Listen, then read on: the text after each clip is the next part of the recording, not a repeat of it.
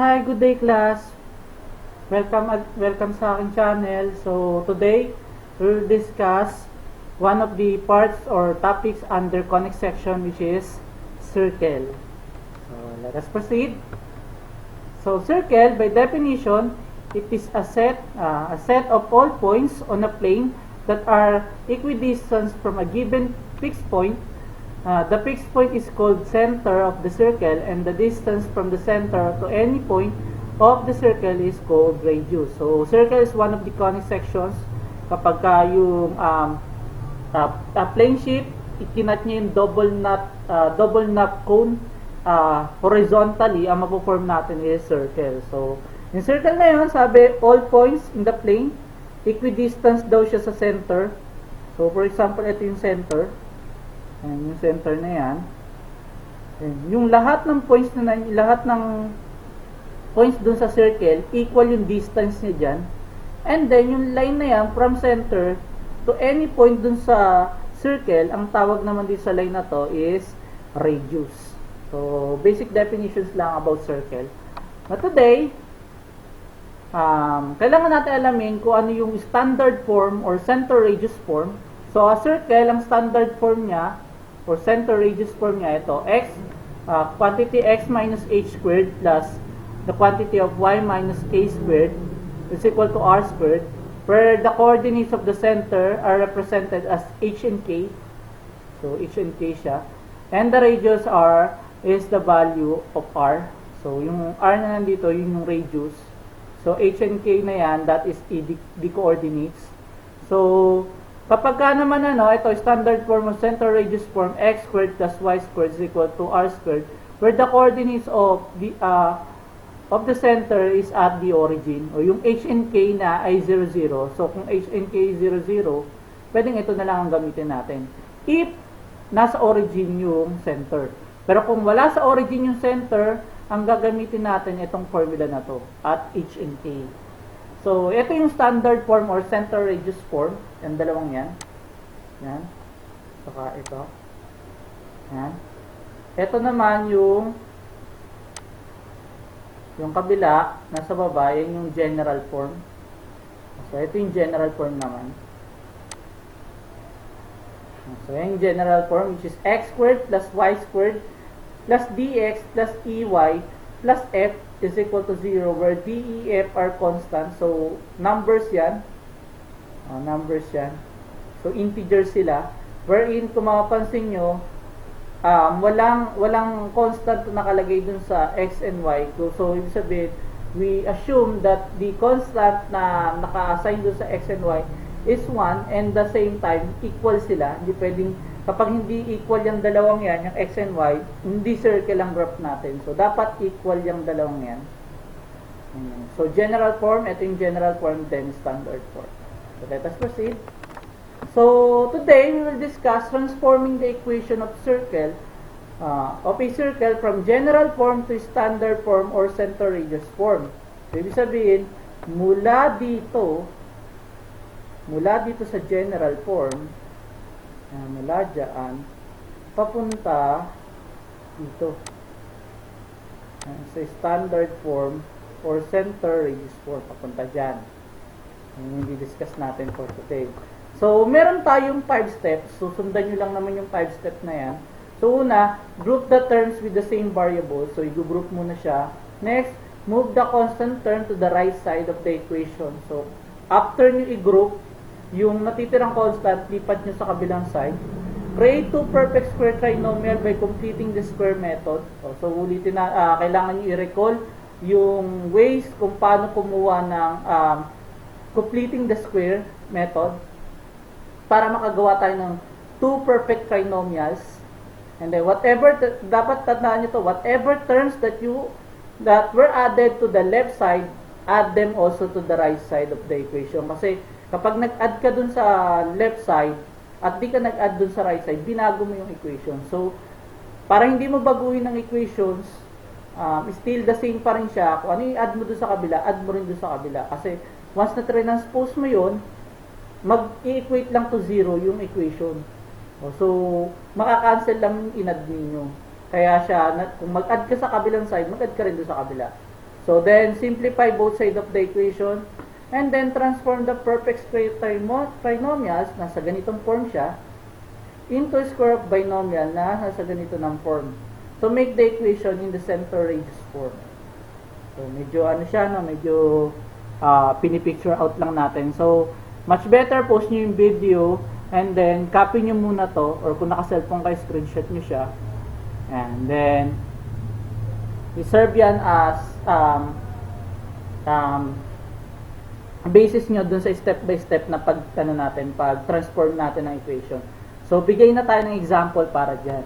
So, first example natin, example number 1, x squared plus y squared plus 4x minus 2y minus 11 is equal to 0, which is nasa general form siya, i-convert natin siya into standard form. So, first rule natin doon sa kanina pinakita ko sa presentation sa inyo is group the terms with the same variable. So, pagsasamahin natin yung merong parehas na variable which is x squared saka 4x and then yung y squared saka negative 2y and then yung 11 separate lang yan sa isang side kasi wala naman siya ka-group dito. So, wala namang ibang constant kundi siya lang. So, paano ang grouping? Ang pag-grouping sa kanya is using parentheses. I-group natin yung same variables by using parentheses. So, paano yun? First example natin, that is step 1 natin. And parentheses muna. Then, x squared and plus 4x and plus y squared minus 2y minus 11 is equal to 0. So, that is our step 1. And number 1 natin kanina. Next, number 2 daw, sabi, move the constant term to the right side of the equation. So, i-move natin itong isa dun sa kabila. So, ito lang naman yung constant dito. Wala namang ibang constant. So, i-move natin yan. So, nangyari sa atin. So, that is x squared plus 4x plus y squared minus 2y is equal to, from negative 11 magiging positive 11 siya kasi minove natin siya, transpose natin siya doon. Next natin, step number 3, create two perfect trinomials by completing the square method. So, gagamit na tayo ng completing the square method. So, ano nga bang formulas natin? Formula natin sa pag-completing the square. So, by completing the square, kailangan natin i-locate yung third term natin para ma-complete or maging perfect square trinomials yung terminologies natin. So, para makuha yon, ang formula natin dyan, that is C is equal to negative B over 2A, close open parenthesis, squared. So, para ma-locate yung C or yung third term, kailangan natin i-use yung formula na yan. So, para dito sa first natin, dito sa x squared plus 4x, so, ang A natin dyan is, check mo natin, anong value ng A natin dyan? Ano ba yung constant na katabi ni x squared? That is 1, yung katabi ng x squared. And then, yung constant na katabi ng 4x, that is our B, which is 4. So, substitute nyo lang dito sa formula na yan, that is C is equal to negative 4 all over 2 times 1 squared. So, that is negative 4 over 2. 2 times 1, that is 2. Over 2, that is negative 2 squared, which is 4. So, ang pang third term natin dito sa x squared plus 4x, yung pang third term natin is 4. How about dun sa kabila? Sa kabila naman, so ang A natin dun sa kabila, that is 1, and then B natin is negative 2 para dun. So, that is C is equal to negative, negative, ayan, tama, negative, negative 2 all over 2 times 1 squared. So that is negative times negative, that is positive. So 2 divided by 2, that is 1. So 1 squared. So 1 squared, that is 1. Ayan. So re-rewrite na natin tong equation na to. So from step 3 natin, re-rewrite natin yung equation na yan by completing the square. Using completing the square, so that is x squared plus 4x plus 4 plus y squared minus 2y plus 1 is equal to 11. Take note, whatever i-add mo dito, sabi nga dun, whatever added to the right side, added also the left side. So, magpa-plus, dito natin para kasya, plus 4 plus 1. Nag-add tayo dun eh. Nag-add tayo ng 4, nag-add tayo ng 1, so mag-add din tayo dito. So, simplify, sa step 4 natin, simplify. So, that is x squared plus 4x. Wala naman tayo simplify dito sa left side. So, yung sa right side, puro constant na nakalagay doon. So, simplify natin yun. Minus 2y plus 1 is equal to 11 plus 4. That is 15 plus 1. That is 16. Ayun. So, yung step 5 natin. Step 4 natin. Step 5, that is transform the perfect square trinomial. Itong perfect square trinomial na to, which is nasa form niya ng a squared, di ba? Plus minus 2ab plus b squared. I-change daw natin siya sa a plus b plus minus b squared. So, paano yun? So, makikita nyo dito, naka-squared si A. Tama? Pagdating dito, hindi na naka-squared si B.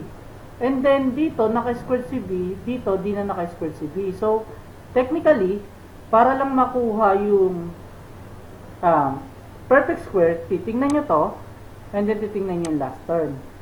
So, therefore, that's na number 5. Tingnan ko yan. Square root na itong x squared, so that is x. And then square root ng 4, that is 2. Ngayon, ano yung magiging sign? Yung magiging sign niya, kasi di ba plus minus to, ang magiging sign niya, dito yung nandito yung plus minus, ibig sabihin, kung ano yung sign ng second term, which is positive. So, x plus 2 squared plus yung kabila. O, square root ng first term, ng y squared, that is y. Square root ng last term, 1. And then sign ng second term, which is negative, squared is equal to 16.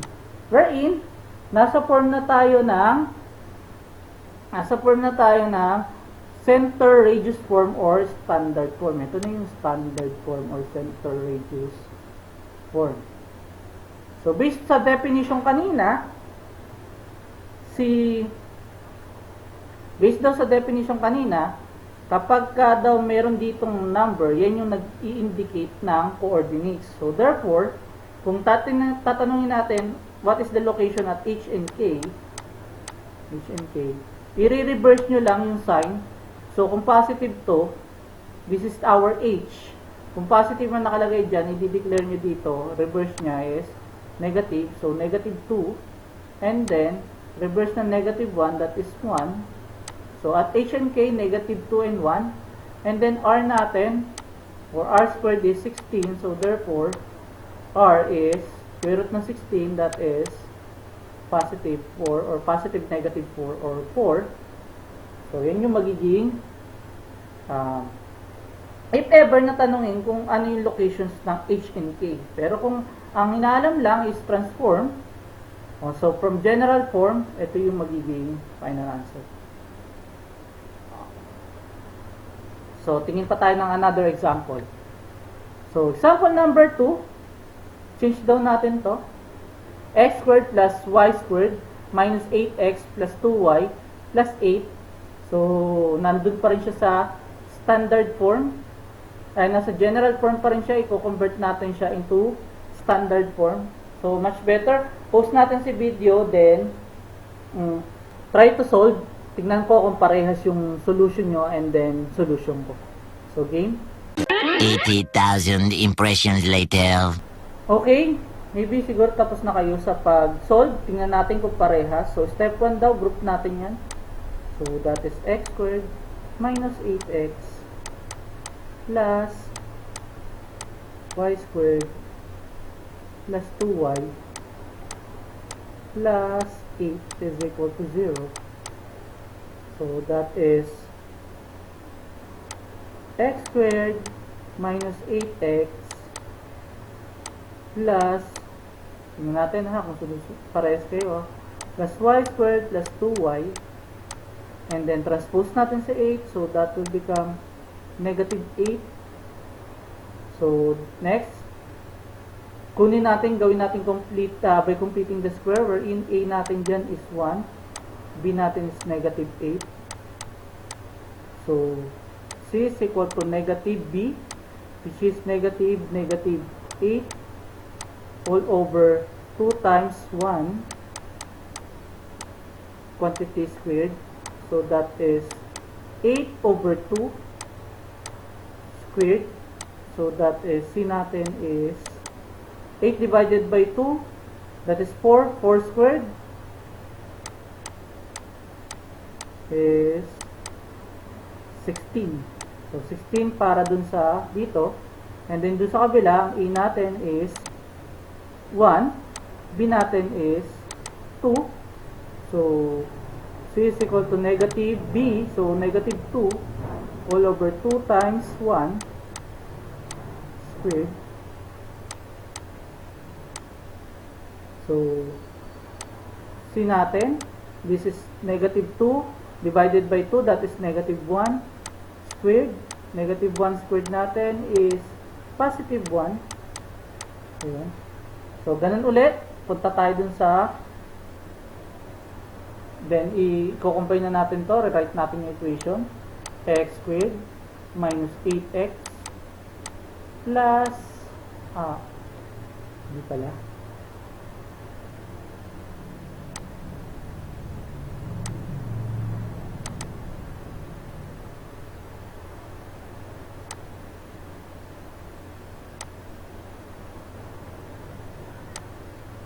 So, rewrite natin yung equation. So, that is x squared minus 8x plus 16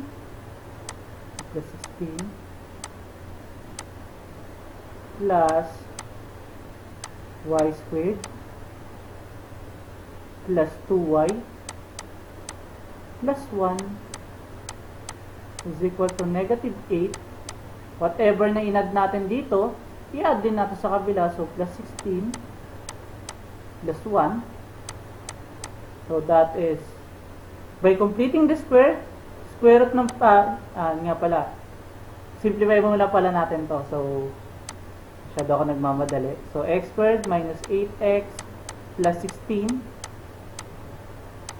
plus y squared plus 2y plus 1.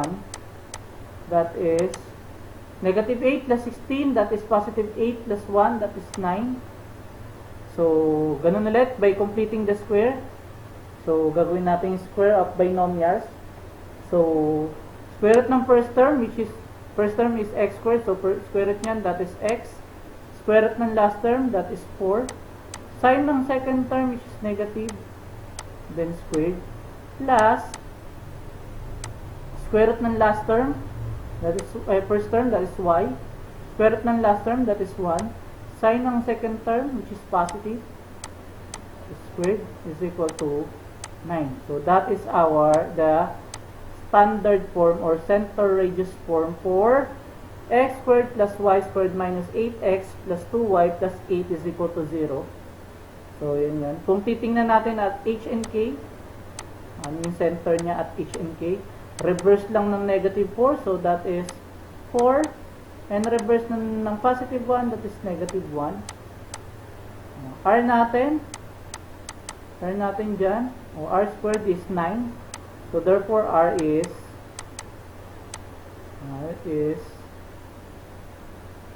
3. Ayan. If ever lang natanongin. Pero ito yung pinaka-final answer natin, which is, ang alam lang naman is transform to standard form. So, example number 3. Example number 3 natin is,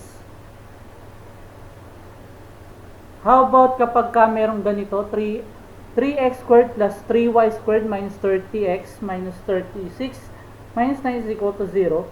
So, meron na, kung makikita nyo, meron na coefficient or may constant term na nakatabi yung x squared at y squared. So, kapag kaganyan, pwede pa rin natin siya i-consider as equation in general form ng circle, provided na yung coefficients or constant term na kasama ng x squared at y squared are equal. Kung di sila equal, hindi sila pwedeng consider as equation of circle. Ang dapat natin gawin kapag kaganyan, divide muna the whole equations by the constant term nung x and y. So, i-reduce muna natin siya before we proceed dun sa computations para makuha yung standard form or center radius form. So, therefore, ito. So, yan. I-divide natin ng 3. So, yun yung kasi yung constant niya. So, ang mangyari dito, cancel. Ito, instead of negative 30, that will become negative 10. Ito ay negative 12. Ito ay negative 3. So, 10x, 12y. So, rewrite na natin. That will become x squared plus y squared minus 10x minus 12y minus 3 is equal to 0. So, yun na siya. Nandun na siya sa form na yon. Next is, kapag kaganyan na, pwede na tayo mag-proceed dun sa step 1, which is, group natin yan. So, group natin yung same variable. So, x squared minus 10x plus y squared minus 12y minus 3 is equal to 0. So, ang susunod na mangyayari dyan, kapag ganyan, transpose natin to yung negative 3. So, that will become x squared minus 10x plus y squared minus 12y is equal to 3, positive 3 from negative, that will become positive 3. So, kunin na natin yung by completing the square. O, direkta na natin sa formula. C is equal to negative, yung b natin is 10 all over 2 times a natin, which is 1 squared. So, negative times negative, that is positive. Positive 10 divided by 2, that is 5. So, that is 5 squared. 5 squared is 25. So, 25 para dito sa unang term. How about next is C is equal to negative 12 all over 2 times 1 all squared, quantity squared. So, negative times negative, that is 12 divided by 2, that is 6. So, 6 squared, C natin is 6 squared, that is 36. So, 36 yun dito sa kabilang side. So, write na natin yung equation. That will become x squared minus 10x plus 25 plus y squared minus 12y plus 36 is equal to 3 plus 25 plus 36. So, combine like terms or simplify. Simplify muna natin yan. That will become x squared minus 10x plus 25 plus y squared minus 12y plus 36 is equal to 3 plus 25, that is 28, plus 36, that is 64. Tama ba? So, square of binomials, convert natin square of binomials. Square root ng first term, which is x. Square root ng last term, that is 5. Sine ng first term, and ng second term, that is negative. So, squared plus square root ng first term, that is y. Square root ng last term, that is 6. Sine ng second term, that is negative. Squared is equal to 64. So, at h and k, so kung titingnan ko at h and k, ito na yung standard form. So, at h and k, gagawin natin. At h and k, so that is reverse neto, that is 5, yan yung h natin. Reverse netong isa ng sign yan, that is positive 6. So, r natin, kung ang r squared natin is 64, therefore, ang r natin, square root ng 64 is ilan? 8. Ayun yun. Doon tatanungin yung at h and k and the radius. So, kung wala naman, ito yun. Ito lang yun. So, ganun lang kadali mag-transform ng equations from general form to standard form or center radius form.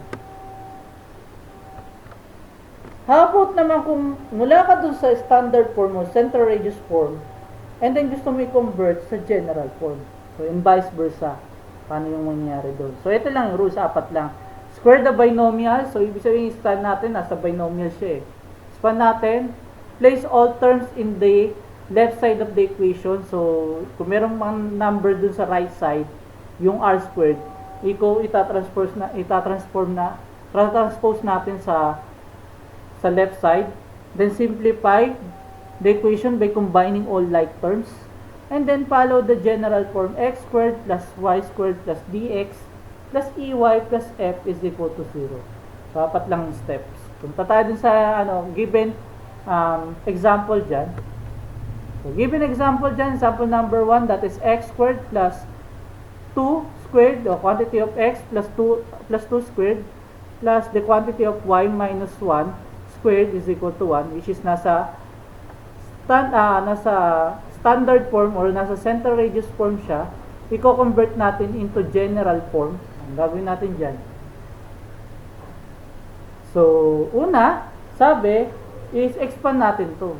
So, expand nyo lang yan. Paano expand yan? Ang ganito naman technique dyan. Square the first term. So, x times x, that is x squared. Then, ano gagawin natin?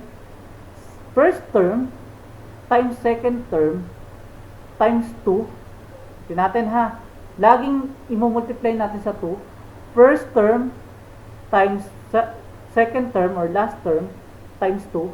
So, x times 2, that is 2x, times 2, that is 4x. So, positive 4x. Then, square ng last term, which is positive 4. Ano siya? Plus, square ng first term, that is y squared. First term times negative 1. So, sa second term natin, y minus times negative 1 is negative y times 2, that is negative y. Square ng last term, negative 1 squared, that is positive 1 is equal to 1. Then, move na natin daw lahat ng terms. Move all the terms to the left side of the equation. Since merong 1 dito, i-move lang natin siya sa left. Kahit tanggalin na natin yung parenthesis dito since addition naman siya. So, that is x squared plus 4x plus 4 plus y squared minus 2y plus 1 transpose minus 1 is equal to 0. Combine like terms. Yung sumunod, simplify the equation by combining like terms. Wala namang kagaya si x squared. Si 4x the same. Si y squared ganon. The same din at negative y. Ang meron lang, it's positive 4, positive 1 at negative 1. So, positive 4 plus 1, that is 5, minus 1, that is 4. So, rewriting the equation, so that is x squared plus 4x plus y squared minus 2. So, combine natin yan. 4 plus 1, that's 5 minus 1 plus 4. So, that is 4 is equal to 0. And then, malapit na tayo. So, follow the form x squared plus y squared plus dx plus ey plus f is equal to 0. So x squared daw dapat una plus sunod natin si y squared plus 4x yung dx daw 4x plus ey yung ey natin which is negative, so therefore negative 2y plus 4 is equal to 0. So yan na yung general form netong equation na to. From center radius form na to general, ayan yan. Ganun lang siya kadali. Mas mabilis siya kaysa dun sa pag-transform mula general to center radius. Medyo mas mabilis siya. Next example. About next example. How about this example? So, ganun ulit. Post natin si video, then try to solve. Tingnan natin kung ang solution nyo at solution ko ay parehas. 1 hour later. Alright, tingnan natin kung parehas ang sagot nyo sa sagot ko. Ang gagawin ko lang, span ko muna yan, square nito. That is x squared. First term, x times positive 5, so that is 5x. Times 2, that is 10x. Square ng last term, that is 25. Ano yun? Plus, hindi gumaganda na sulat natin ha. Sana masanay na no. First term, squared ng first term, that is y squared. First term times negative 1, so that is negative y times 2, that is negative 2y. Square ng last term, that is 1, is equal to 1. Next, transpose natin yung sa itong 1 na to dito sa left side, so that is x squared, kahit wala na yung parenthesis na yan, plus 10x plus 25 plus y squared minus 2y plus 1. From positive, magiging negative minus 1 is equal to 0. So, combine like terms lang natin. Ang like terms lang naman natin dyan yung mga constant, 25, 1, saka negative 1. So, rewrite na lang natin iba. 10x squared plus 10x plus y squared minus 2y plus 25 plus 1, that is 26 minus 1, that is 25, is equal to 0. Transform natin sa form ng ax squared plus y squared plus dx plus ey plus f is equal to 0. So, ang nangyayari?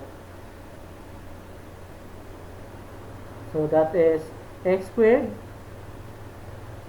plus y squared plus 10x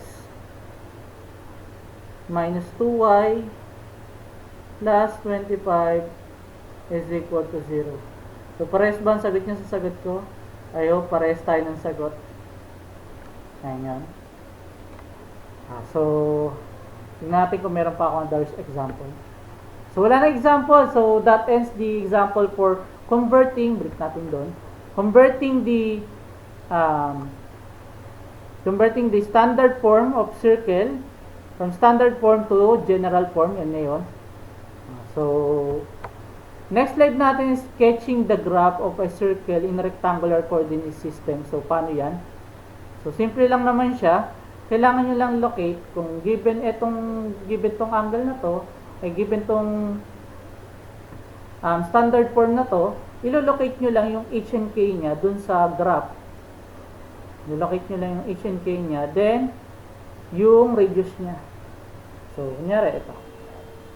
Dun sa ano natin. So, at H and K,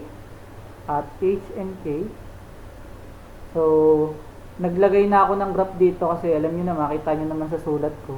Baka lalo tayong din ninyo maintindihan kung i-drawing ko pa. So, meron na tayong figure dyan.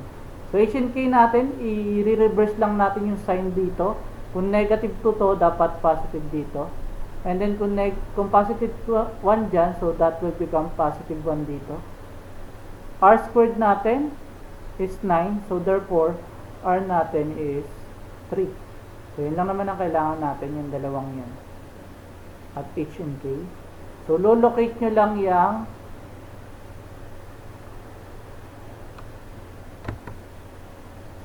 locate nyo lang yung 2 and negative 1. So, by observing, 2 is positive, so 1, 2, and then negative is negative 1, so pababa tayo, negative 1, ito yun.